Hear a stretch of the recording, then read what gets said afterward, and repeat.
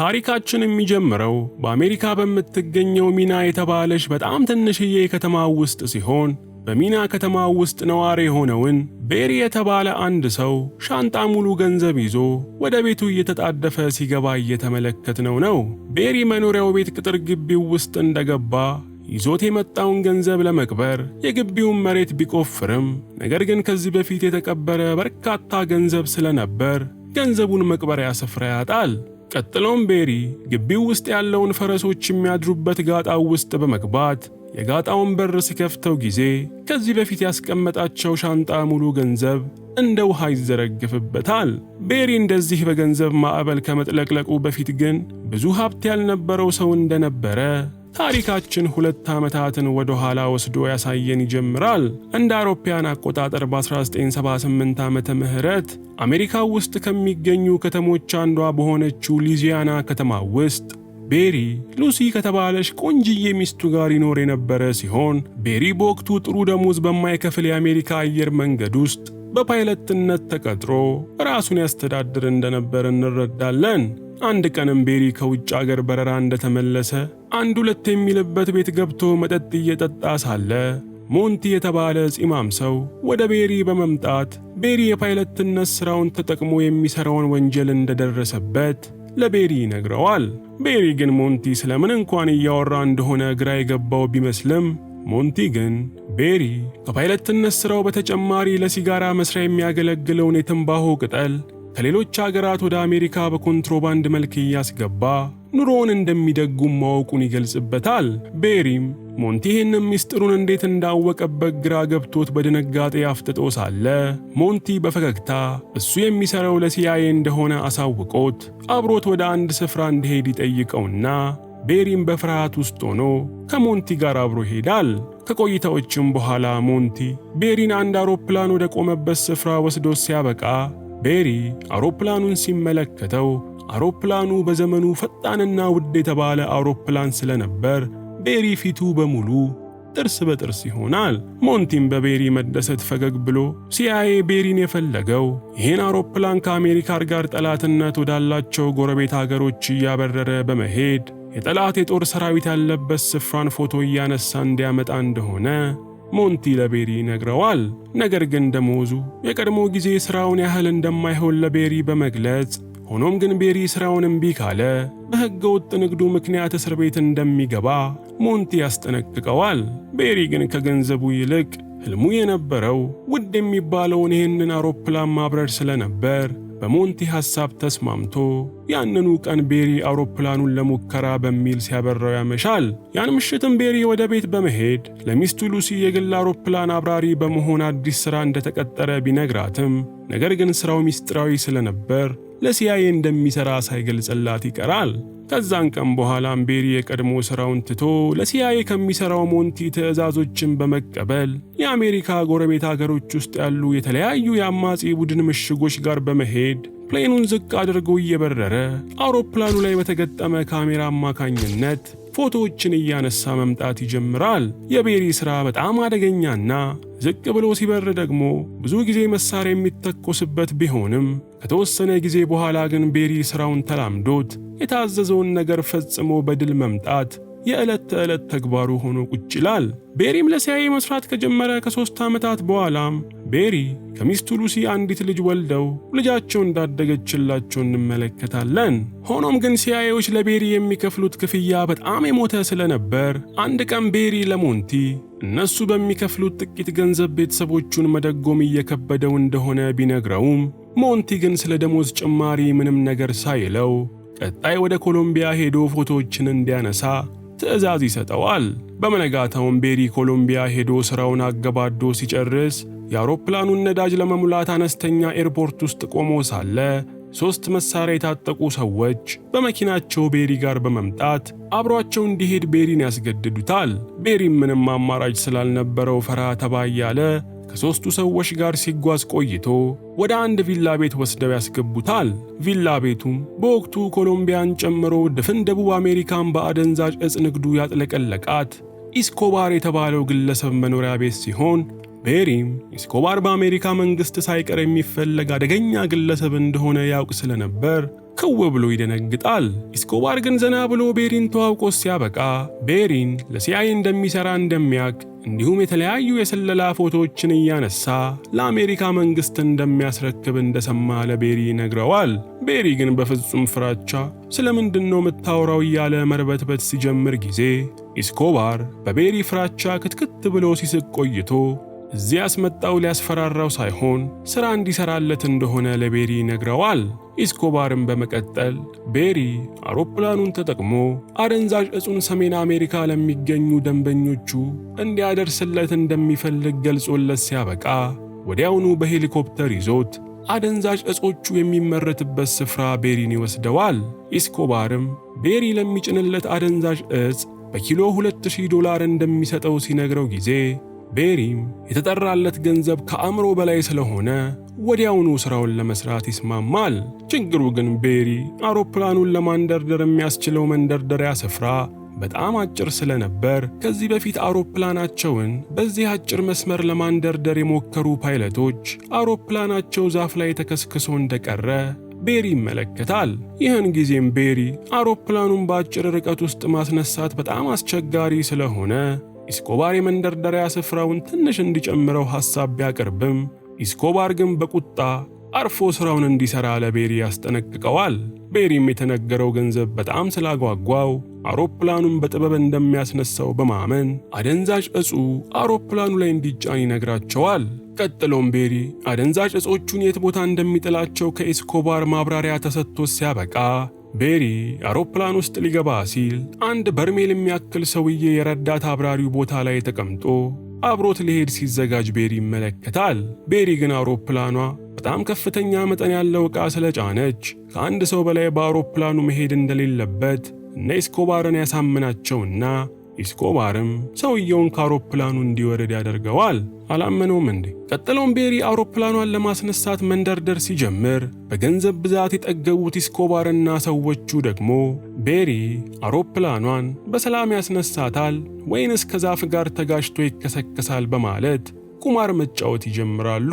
ሆኖም ግን ቤሪ ልምድ ያለው አብራሪ ስለነበር አውሮፕላኗን እንደምንም ብሎ ከዛፍ ጋር ሳያጋጫት በመቅረት አየሩን እየቀዘፈች መሄድ እንድትጀምር ያደርጋታል። ከሰዓታት በረራ በኋላም ቤሪ አደንዛዥ ዕጹን የሚያራግፍበት ስፍራ ላይ በመድረሱ ቤሪ አውሮፕላኑን አውቶ ፓይለት ላይ በማድረግ የፕሌኑን የእስረኛ ክፍል ከፍቶ አደንዛዥ ዕጾቹን በሙሉ ወደ መሬት ወርውሮ ቤሪ ሥራውን ይጨርሳል። በቀጣይ ጊዜም ቤሪ ለሌላ ሥራ ወደ ኮሎምቢያ ሲሄድ ኤስኮባርና ሰዎቹ ቤሪ በሰራላቸው ሥራ ከመጠን በላይ በመደሰት አንድ ላይ መጠጥ በመጠጣት ሲዝናኑ ቆይተው የኤስኮባር ወንድም ረብጣ ዶላሮችን የያዘ ሻንጣ ለቤሪ ይሰጠዋል። ቤሪም ገንዘቡን ተቀብሎ ደስታውን እንኳን በቅጡ ሳያጣጥም በፊት ግን በርካታ የኮሎምቢያ ወታደሮች ኤስኮባርን በቁጥጥር ስር ለማዋል የኤስኮባርን ቤት በመክበባቸው ኤስኮባር ቤሪም ቤት ውስጥ አርፎ እንዲቀመጥ አዞት እሱ ከሰዎቹ ጋር በመሆን ከቤት ውጭ ይወጣል። ቤሪም የሚያደርገው ግራ ገብቶት ሲርበተበት ቆይቶ የተሰጠውን ገንዘብ እንደያዘ ከቤት ሾልኮ ለመውጣት ሲሞክር ወዲያውኑ በኮሎምቢያ ወታደሮች ቁጥጥር ስር ይውልና ከኤስኮባርና የኤስኮባር ሰዎች ጋር ወደ ዘብጥያ ይወረወራል። ከተወሰኑ ቀናት በኋላ ግን ኤስኮባርና ሰዎቹ ገንዘባቸውን ተጠቅመው ከወንጀል ነፃ በመባል ከእስር ሲለቀቁ፣ ምስኪኑ ቤሪ ግን አስታዋሽ አጥቶ እዛው እስር ቤት ውስጥ ይቆያል። አንድ ቀን ግን የሲአይኤው ሞንቲ ቤሪ የታሰረበት እስር ቤት በመምጣቱ ቤሪ በደስታ እየተፍነከነከ ከእስር እንዲያስወጣው ሞንቲን መማፀን ይጀምራል። ሞንቲ ግን ቤሪ ከነ ኤስኮባር ጋር በነበረው ግንኙነት ምክንያት እጅግ በጣም ከባድ ክስ እንደሚጠብቀው በመግለጽ ያልበቃ ብሎ ነገ 12 ሰዓት የአሜሪካ ፖሊሶች የቤሪ ቤት ላይ ፍተሻ ሊያካሄዱ ማሰባቸውን ይነግረዋል። ቤሪ ግን ሚስቱ ሉሲና ሕፃን ልጁ በሱ ቅሌት ምክንያት ችግር ውስጥ እንዳይገቡ ስለፈራ ሞንቲን ከእስር እንዲያስወጣው ሲማጸነው ጊዜ ሞንቲም ቤሪ ከበፊቱ ጊዜ በተለየ ከበድ ያለ ሥራ የሚሰራለት ከሆነ ከእስር እንደሚወጣ እንዲሁም የቤቱን ፍተሻ እንዲቆም እንደሚያደርግለት ለቤሪ ያሳውቀዋል። ሞንቲም ቀጥሎ የቤሪ ቀጣይ ሥራ የሚሆነው የኮሎምቢያ ጎረቤት የሆነችው የኒካራጓ ሀገር መንግሥትን ሲአይኤ ማስወገድ ስለፈለገ ቤሪ በኒካራጓ ለሚገኙ መንግሥትን የሚቃወሙ አማጺ ቡድኖች መሳሪያ እየጫነ ማድረስ እንደሆነ ለቤሪ ያስረዳዋል። አማራጭ ያልነበረው ቤሪም አዲሱን ሥራ ለመስራት ስለተስማማ ያንኑ ዕለት ሞንቲ ቤሪን ከእስር እንዲወጣ ቢያደርገውም ነገር ግን አሜሪካው ውስጥ የሉዚያና ከተማ ፖሊስ ቤሪን በወንጀል እየፈለገው ስለሆነ ቤሪ ቤተሰቦቹን ይዞ ሚና ወደ ተባለችው አነስተኛ ከተማ ዛሬውኑ እንዲሄድ ሞንቲ ያሳስበዋል። ያን ዕለት ምሽትም ቤሪ ወደ ቤቱ በመመለስ ሚስቱ ሉሲ ዕቃቸውን በሙሉ እንድትሸካክፍ በመንገር ወደ ሌላ ከተማ ሊሄዱ እንደሆነ ቢያሳስባትም አሁን ላይ ነፍሰ ጡር የሆነችው ሉሲ ግን ለምን ወደ ሌላ ከተማ እንደሚሄዱ ግራ ገብቷት ጥያቄዎችን ትጠይቀው ትጀምራለች። ቤሪ ግን እሱን ብቻ እንድትሰማው ነግሯት ሲያበቃ ያንኑ ሌሊት ዕቃቸውን ሸካክፈው ሌሊቱን ሙሉ ሲጓዙ ካደሩ በኋላ ጠዋት ላይ ቤሪ ሚና ከተማ ደርሶ ሞንቲ ባመቻቸለት መኖሪያ ቤት ውስጥ ቤተሰቦቹን ይዞ ይገባል። ቤሪም ቤቱ አካባቢ የሞንቲን መኪና ከሩቅ ቆሞ ስለተመለከተው ቤሪ ሞንቲ ጋር በመሄድ ሞንቲም ቤሪን ይዞት የከተማው ጫፍ ላይ ወደሚገኘው 2000 ሄክታር ላይ ወዳረፈ አየር መንገድ ይወስደዋል። ቀጥሎም ሞንቲ አየር መንገዱን የአሜሪካ መንግሥት ድሮ ይጠቀምበት እንደነበረ በመግለጽ አሁን ላይ ግን ማንም ስለማይጠቀምበት የቤሪ የግል አየር መንገዱ እንደሆነ ገልጾለት ቤሪን ያስደምመዋል። በዚህም ሳያበቃ ሞንቲ የኮሎምቢያ ወታደሮች ወስደውበት የነበረውን ሻንጣ ሙሉ ገንዘብ እንዳስመለሰለት ለቤሪ በመንገር በዶላር የተጠቀጠቀውን ሻንጣ ለቤሪ ይሰጠዋል። ሞንቲም ለቤሪ ለአማጺ ቡድኖቹ ይዞት የሚሄደውን በርካታ ጠመንጃዎችን ሲያሳየው ቆይቶ አማጺዎቹ የሚገኙበትን ስፍራ እንዲሁም በአየር ራዳር ውስጥ ሳይታይ መብረር የሚችልባቸውን ስፍራ የያዘ ካርታ ለቤሪ ሰጥቶት ይለያያሉ። አመሻሽ ላይም ቤሪ ገንዘቡን እንደያዘ ወደ ቤቱ ሲመለስ ሚስቱ ሉሲ እሳት ለብሳና እሳት ጎርሳ ምን ከመሰለ ከተማ አስወጥቶ እዚህ ገጠር ስላመጣት በመራገም ቤቱ ውስጥ ቴሌቪዥንና ልብስ ማጠቢያ ማሽን እንኳን ሳይኖር እንዴት እንደሚኖሩ ገልጻ ቤሪን በንዴት መደብደብ ትጀምራለች። ይህን ጊዜም ቤሪ እስከ ዛሬ ሲሰራ የነበረውን ሥራ ምንም ሳይደብቅ ለሉሲ በመንገር እዚህ የመጡትም ለደህንነታቸው እንደሆነ ካስረዳ በኋላ ገንዘብ የያዘውን ሻንጣ ከፍቶ ገንዘቡን በየስፍራው በመወርወር መግዛት የምትፈልገውን ነገር ሁሉ እንድትገዛ ሲነግራት ሉሲም የገንዘቡን ብዛት አይታ ወዲያውኑ ትረጋጋለች። በቀጣይ ቀንም ቤሪ በርካታ መሳሪያዎችን ጭኖ የኒካራጓ አማጺዎች ያሉበት ስፍራ ይደርስና ቤሪ ለአማጺዎቹ መሳሪያ ስላመጣላቸው በደስታ እንዲቀበሉት ቢጠብቅም አማጺዎቹ ግን በተቃራኒው ቤሪን ቆሻሻ እንዳየ ዝንብ ወረውት ያደረገውን መነጽርና ጫማ ተሻምተው ይነጥቁታል። ቤሪም አማጺዎቹ ያመጣላቸውን መሳሪያ ከቁብም ባለመቁጠራቸው አስገርሞት ተመልሶ ወደ ሀገሩ በመብረር ለሞንቲ ደውሎ አማጺዎቹ መሳሪያ እንደማይፈልጉ ለሞንቲ ያሳውቀዋል። ሞንቲ ግን አማጺዎቹ ፈለጉም አልፈለጉም የነሱ ሥራ የአሜሪካ መንግሥት እንዲያደርሱ ያዘዛቸውን መሳሪያ ማድረስ ብቻ እንደሆነ እንቅጩን ለቤሪ ይነግረዋል። በዚህም ምክንያት ቤሪ በቀጣዩ ቀን ወደ ኒካራጓ በድጋሚ መሳሪያውን ጭኖ ቢሄድም ነገር ግን እንደ ትላንቱ ጊዜ ከበውት ንብረቱን እንዳይወስዱበት በማሰብ ራሱን መከላከያ ዱላ ይዞ ከአውሮፕላኑ ላይ ይወርዳል። ከዛም መሳሪያዎቹን ከአውሮፕላኑ ውስጥ እያወጣ ለከበቡት አማጺዎች እየወረወረላቸው ሳለ ፍጹም ባልጠበቀው ሁኔታ አደንዛዥ ዕፅ አምራቹ ኢስኮባር ከሰዎቹ ጋር በመሆን ቤሪ ወዳለበት ስፍራ ይመጣል። ቤሪም በሁኔታው ተገርሞ ኢስኮባርን ኒካራጓ ውስጥ ምን እየሰራ እንደሆነ ሲጠይቀው ኢስኮባርም ኒካራጓ ውስጥ ያሉትን አማጺዎች እሱ ራሱ እንደመሰረታቸው በመግለጽ ዋና ዓላማውም አሜሪካ አማጺውን ቡድን ለመደገፍ የተለያዩ ቁሳቁሶችን በአውሮፕላን እንደምትልክ በመገመት የሚመጣውን አውሮፕላን ተጠቅሞ አደንዛዥ ዕጹን እንደበፊቱ ጊዜ ወደ አሜሪካ ለመላክ ማቀዱንና በቤሪም መምጣት እቅዳቸው መሳካቱን ያሳውቀዋል። እውነተኛ ታሪክ ነው ባይዘው ይሄ ፊልም። እነ ኢስኮባርም ቀጥለው ቤሪ ከበፊቱ ክፍያ በተሻለ አደንዛዥ ዕጽ የማመላለስ ሥራውን እንዲሰራላቸው ሲጠይቁት ቤሪም በድጋሚ ከኢስኮባር ጋር ለመስራት ይስማማል። ከዛም ቀን በኋላ ቤሪ ከአሜሪካ መንግሥት መሳሪያ ጭኖ ወደ ኒካራጓ ሲያመራ ከአሜሪካ መንግሥት ዕውቅና ውጪ ደግሞ አደንዛዥ ዕጾችን ወደ አሜሪካ በማስገባት ንግዱን ያጧጡፈውና ቤሪ በአጭር ጊዜ ውስጥ ሚሊዮን ዶላሮችን የሚያንቀሳቅስ ከበርቴ ሆኖ ቁጭ ይላል። ከጥቂት ጊዜያትም በኋላ ቤሪ የግሉን 3 አውሮፕላኖች በመግዛት ሌሎች 3 አውሮፕላን አብራሪዎችን ቀጥሮ ከኤስኮባር ጋር የሚሰራውን ሥራ ከመቼውም ጊዜ በላይ ማጧጧፉን ይቀጥላል። አንድ ቀንም ሞንቲ በድጋሚ ወደ ቤሪ በመምጣት የአሜሪካ መንግስት አሁን ላይ ለአማጺዎቹ መሳሪያ ከማቅረብ በተጨማሪ አማጺዎቹን ራሱ ወደ አሜሪካ በማምጣት ወታደራዊ ስልጠና ወስደው ወደ ሀገራቸው በመመለስ መንግስታቸውን እንዲገለብጡ ሊረዳቸው መሆኑን ለቤሪ ገልጾለት ከዚህ በኋላ ወደ አሜሪካ ሲመለስ አማጺዎቹን እየጫነ እንዲመጣ ትዕዛዝ ይሰጠዋል። ቤሪም ከአደንዛዥ እጹ በተጨማሪ አማጺዎቹን እየጫነ ወደ አሜሪካ ማምጣት ቢጀምርም አማጺዎቹ ግን ሀገራቸው ድህነት ያማረራቸው ስለነበሩ የአሜሪካ ምድርን እንደረገጡ እዛው እስከ መጨረሻው ለመኖር ተደብቀው መጥፋት ይጀምራሉ።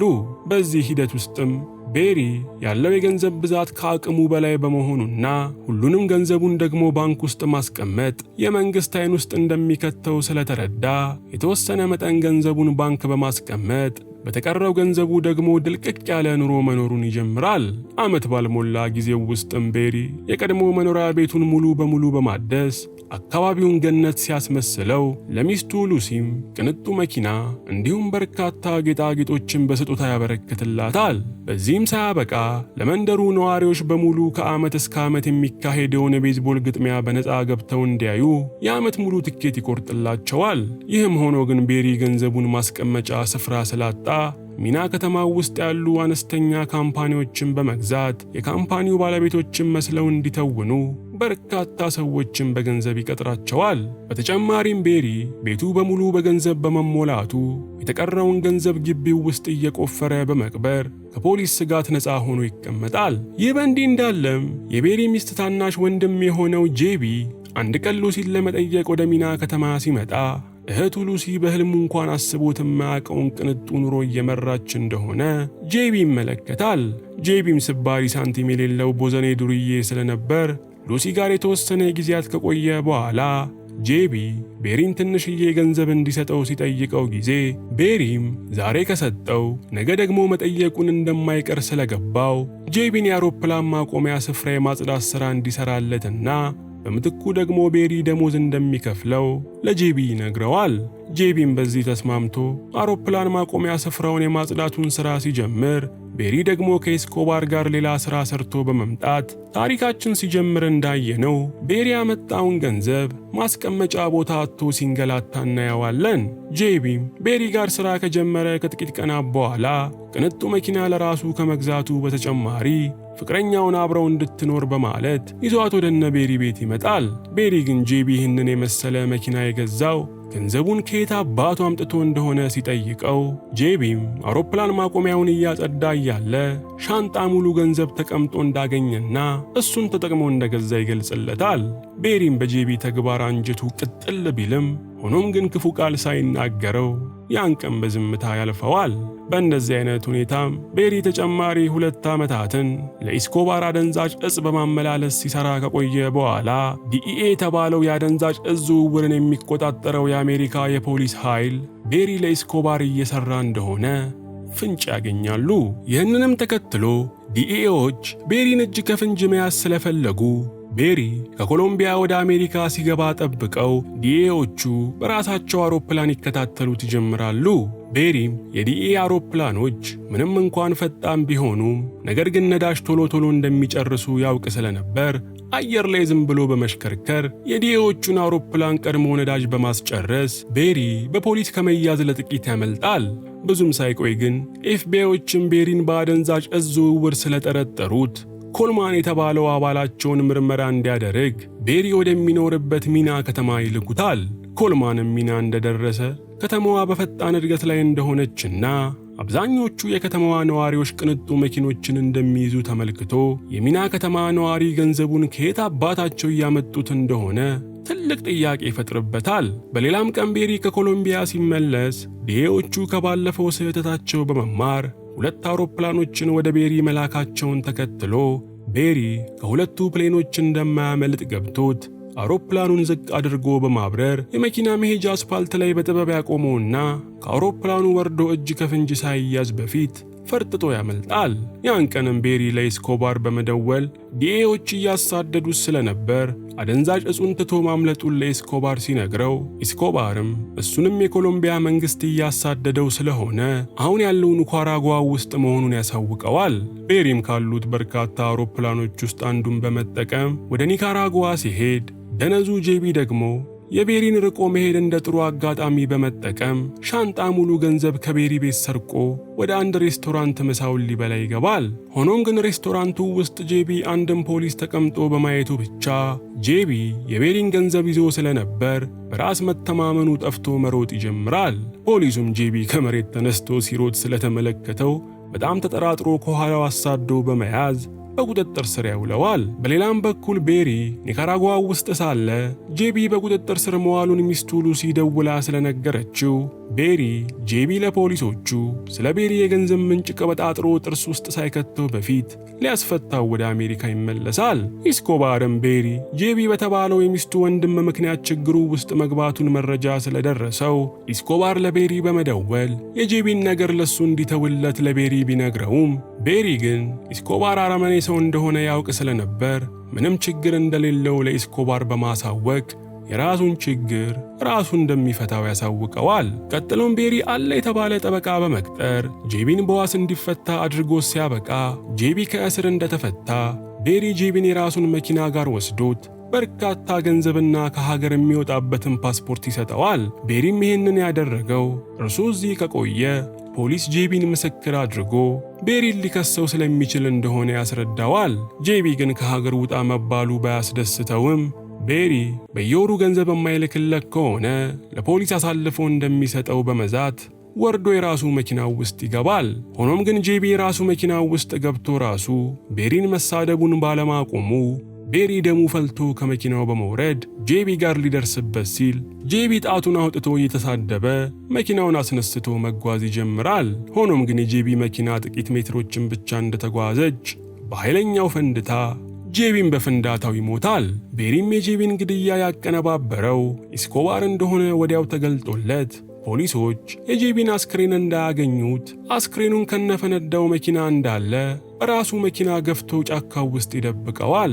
ይህ በእንዲህ እንዳለም የአሜሪካ መንግስት ለተወሰኑ ዓመታት ወደ ኒካራጓ አማጺዎች ሲልክ የነበረው መሳሪያዎቹ በአደንዛዥ ዕፅ አዘዋዋሪዎች እጅ መግባቱን መረጃ በማግኘቱ እንዲሁም ለስልጠና ወደ አሜሪካ ከመጡት አማጺዎች ውስጥ አብዛኞቹ እየጠፉ ማለቃቸውን ተከትሎ ሲአይኤ ሞንቲ ከቤሪ ጋር የነበረውን ሥራ እንዲያቋርጥ ትዕዛዝ ይሰጠዋል። ሞንቲም ትዕዛዙን በመቀበል ለተወሰኑ ጊዜያት ሥራቸውን እንደሚያቆሙ ለቤሪ ሲነግረው ቤሪ ከሲአይኤ ጋር ሲሰራ የነበረው ሥራ ስለተቋጨ ያለ ሲአይኤ ከለላ ደግሞ ዲኤዎች በቁጥጥር ስር እንደሚያውሉት ቤሪ እርግጠኛ ይሆናል።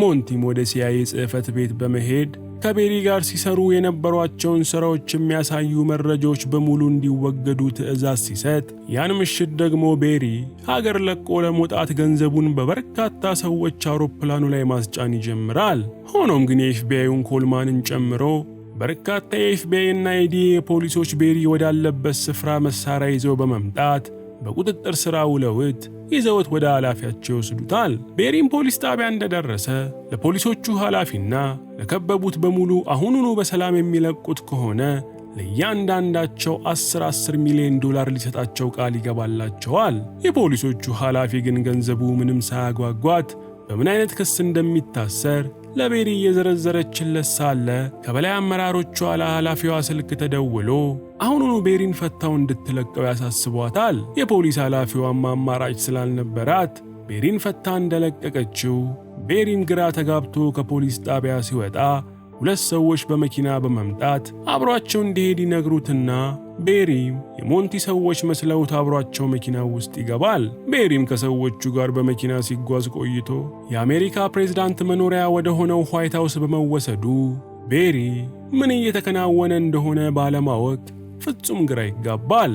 ቤሪም እዛ እንደደረሰ ከሀገሪቱ ዋና የጦር ጀነራል ጋር እንዲሁም በርካታ ከፍተኛ አመራሮች ጋር እንዲገናኝ ተደርጎ ባለስልጣናቱ ቤሪን ለመጨረሻ ጊዜ ኢስኮባር ወዳለበት ኒካራጓ መሳሪያ ይዞ እንዲሄድና የኒካራጓ አማጺ ቡድን ከኢስኮባር ጋር እንደሚሰሩ የሚያሳይ ፎቶዎችን አንስቶ እንዲመጣላቸው ያዙታል። ቤሪም ባለስልጣናቱ ይህን መረጃ የፈለጉት ለራሳቸው ፖለቲካዊ አጀንዳ ቢሆንም ኢስኮባር ግን ቤሪ ለአሜሪካ መንግስት እየሰራ እንደሆነ በትንሹ እንኳን ከጠረጠረው ስጋውን ቦጫጭቆ ለአሞራ እንደሚሰጠው ይነግራቸዋል። ነገር ግን ባለስልጣናቱ ቤሪ ይህንን መረጃ ካመጣላቸው በአደንዛዥ ዕፅ ማመላለስ የተከሰሰው ክስ እንደሚነሳለት ቃል ስለገቡለት ቤሪ የተባለውን ለመፈጸም ይስማማል። በቀጣዩም ቀን ቤሪ ከአሜሪካ መንግሥት ከተመደበለት ሰው ጋር በመሆን የተለያዩ መሳሪያዎችን ይዘው የኒካራጓ አማጺዎች ያሉበት ቦታ እንደደረሱ አማጺዎቹ ቤሪን ከሌላ ሰው ጋር በመምጣቱ ምክንያት መሳሪያቸውን ደቅነው ያዋክቡት ይጀምራሉ። ይባስ ብሎ ደግሞ ኢስኮባርን መጥቶ አማጺዎቹ ቤሪን እንዲገድሉት ትዕዛዝ በማስተላለፉ ቤሪ የሚገባበት ጠፍቶት ሲርበደበድ ኢስኮባር ከት ብሎ በመሳቅ የቀልዱን እንደሆነ ለቤሪ ያሳውቀውና አንጀቱ እስኪቆስል ድረስ መሳቁን ይቀጥላል። ምን ቀልድ ነው የሚቀልደው? ቤሪም ትንሽ ከተረጋጋ በኋላ አማጺዎቹ ቤሪ ያመጣላቸውን መሳሪያዎችና ቁሳቁሶችን ከአውሮፕላኑ ላይ ሲያወርዱ ከቤሪ ጋር የመጣው ልጅ ደግሞ አውሮፕላኑ ውስጥ የተደበቀውን ካሜራ በድብቅ በመቆጣጠሪያ እየተጫነ በርካታ ፎቶዎችን አንስቶ የሚፈልገውን መረጃ ይሰበስባል። የነቤሪ የተሳካ ተልኳቸውንም ተከትሎ የአሜሪካ ባለሥልጣናት ደስታ በደስታ በመሆን ከጥቂት ቀናት በኋላ ኢስኮባር የኒካራጓ አማጺ ቡድን መሪ እንደሆነ መረጃ ተገኘ በማለት ነቤሪ ያነሱትን ፎቶ በቴሌቪዥን ያሰራጩታል።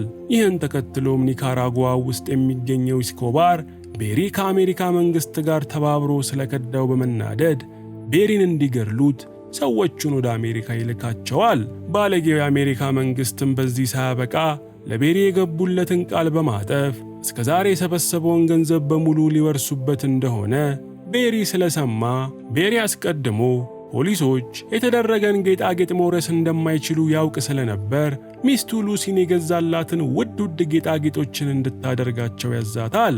ሉሲም በጌጣጌጦቿ ተንቆጥቁጣ ስታበቃ በርካታ የኤፍቢአይ ፖሊሶች የቤሪን ቤት በመውረር ንብረቱን በሙሉ መሰብሰብ ሲጀምሩ ቤሪ ሉሲና ልጆቹ ከእርሱ ጋር ከቆዩ በኤስኮባር ጥቃት ስለሚደርስባቸው ሌላ ከተማ ሄዳ እንድትኖር በመከራ ያሳምናታል። ምንም እንኳን ቤሪ እስሩ ቢቀርለትም ነገር ግን ያለው ንብረት ሁላ በመንግሥት ተወርሶበት እርሱ ኢስኮባር ከዛሬ ነገ ያስገድለኛል በማለት ከቦታ ቦታ እየተዘዋወረ ሕይወቱን መኖር ይጀምራል።